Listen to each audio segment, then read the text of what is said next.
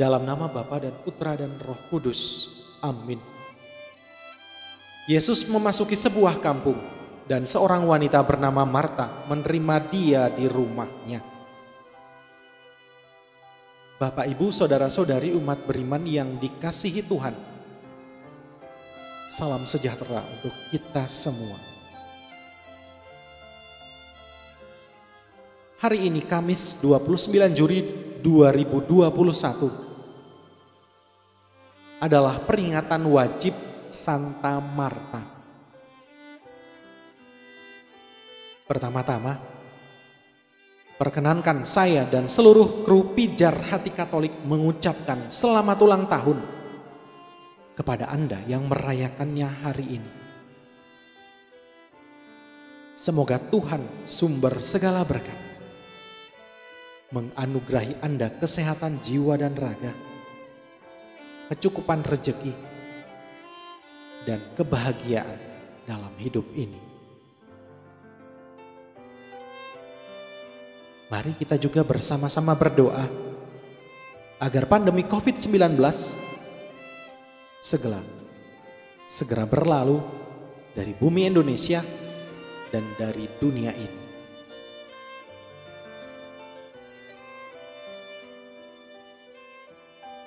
Umat beriman,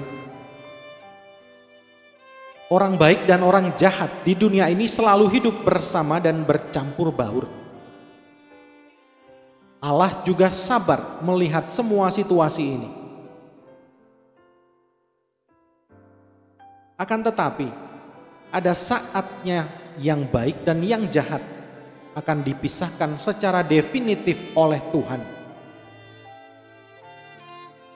Sabda Allah yang kita dengarkan hendaknya berbuah dan berkembang baik dan subur dalam hati kita. Karena kita semua kelak akan diadili berdasarkan perbuatan kita dalam mempraktekkan sabda Allah. Apakah sabda Allah itu sungguh bertumbuh subur dalam keseharian hidup kita?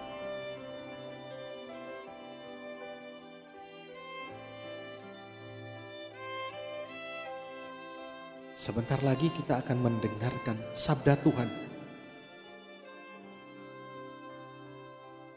Mari kita hening sejenak. Kita sesali semua dosa dan salah kita.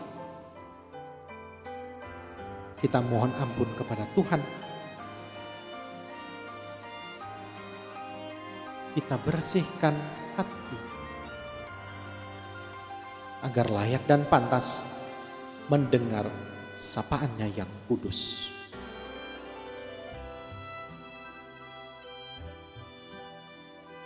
Haleluya, haleluya, haleluya, haleluya. Tuhan, bukalah hati kami supaya kami memperhatikan sabda putra-Mu.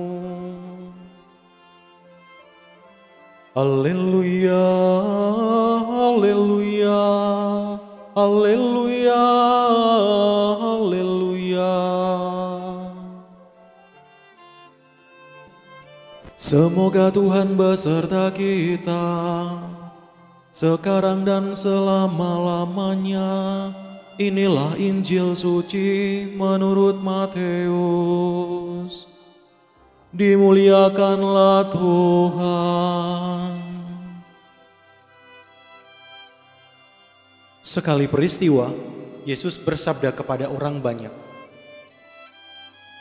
hal kerajaan surga itu seumpama pukat yang dilabuhkan di laut, lalu mengumpulkan pelbagai jenis ikan. Setelah penuh, pukat itu ditarik orang ke pantai. Lalu mereka duduk dan dipilihlah ikan-ikan itu. Ikan yang baik dikumpulkan ke dalam pasu, yang buruk dibuang.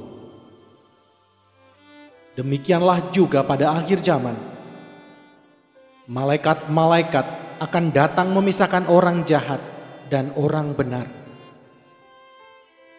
yang jahat lalu mereka campakkan ke dalam dapur api. Di sana akan ada ratapan dan kertak gigi. Mengertikah kalian akan segala hal ini?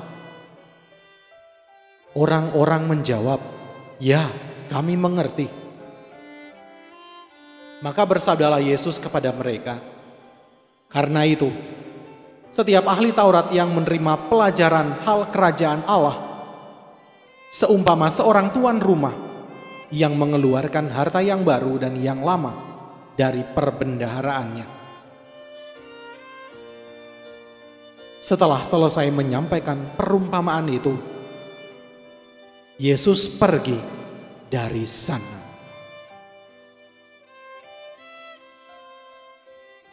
Demikianlah sabda Tuhan. Terpujilah Kristus.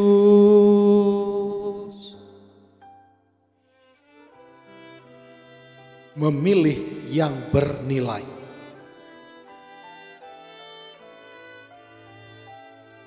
Bapak, Ibu, saudara-saudari umat beriman yang dikasihi Tuhan. Hidup manusia dihadapkan dengan aneka pilihan. Sejak usia dini, manusia diajari untuk memilih makanan yang disukai, pakaian, tempat tinggal, sekolah, jurusan kuliah, pekerjaan, dan memilih menikah atau tidak menikah. Setiap orang akan memilih mana yang paling bernilai dan menunjang masa depannya sendiri. Ada yang berpendapat bahwa mencapai gelar tertinggi di jalur pendidikan jauh lebih bernilai daripada bekerja.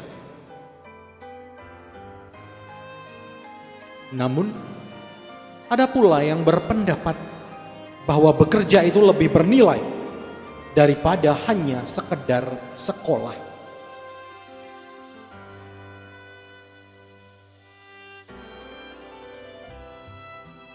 Raja Salomo memilih karunia hikmat dan bukan harta atau kekayaan. Salomo ingin menggunakan karunia itu untuk memimpin rakyatnya dengan bijaksana.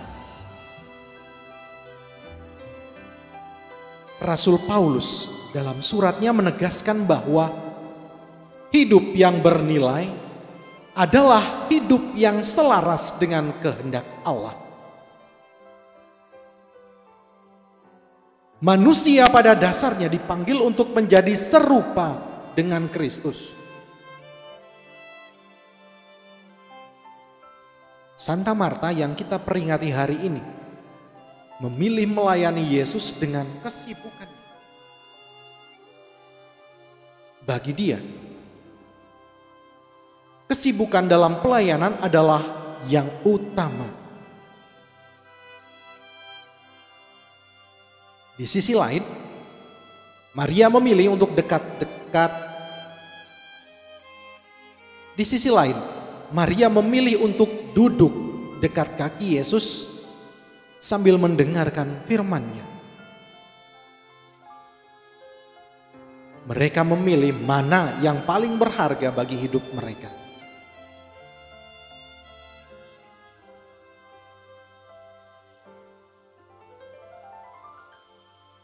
Umat beriman, Allah pun pada akhirnya memilih dan memilah mana yang baik, yakni orang-orang benar, dan mencampakkan yang jahat. Mengapa Allah tidak adil?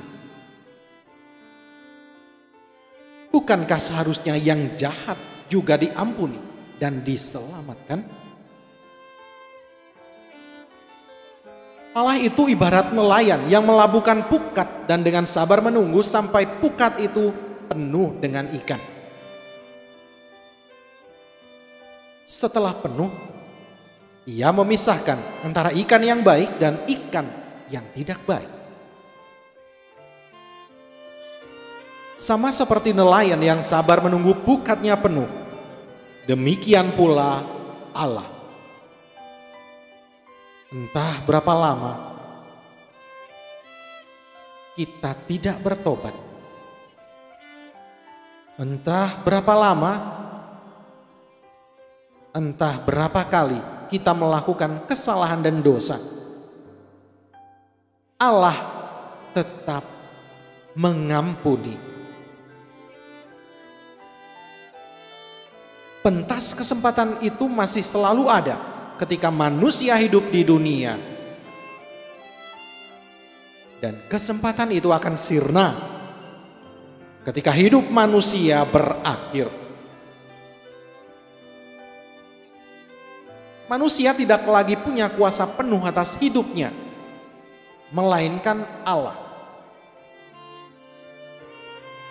Allah berhak untuk memberikan penghakiman terakhir kepada makhluk ciptaannya.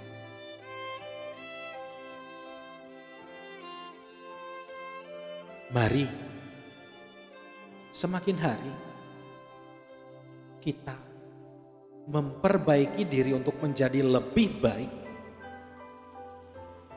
agar semakin pantas dan layak di hadapan Allah. Amin. Marilah kita berdoa. Tuhan Yesus, perumpamaan kerajaan Allah yang Engkau jelaskan menuntun kami untuk mawas diri. Sejauh mana kami melihat siapakah kami dan bagaimana kami. Tolonglah kami untuk bersedia merawat dan mengembangkan hal-hal yang baik dan benar dalam diri kami. Dan sudilah Engkau membersihkan kami dari segala yang jahat. Sebab Engkaulah Allah kami, kini dan sepanjang masa. Amin. Semoga Allah Maha Kasih menganugerahkan berkat-Nya kepada kita semua dalam nama Bapa dan Putra dan Roh Kudus. Amin.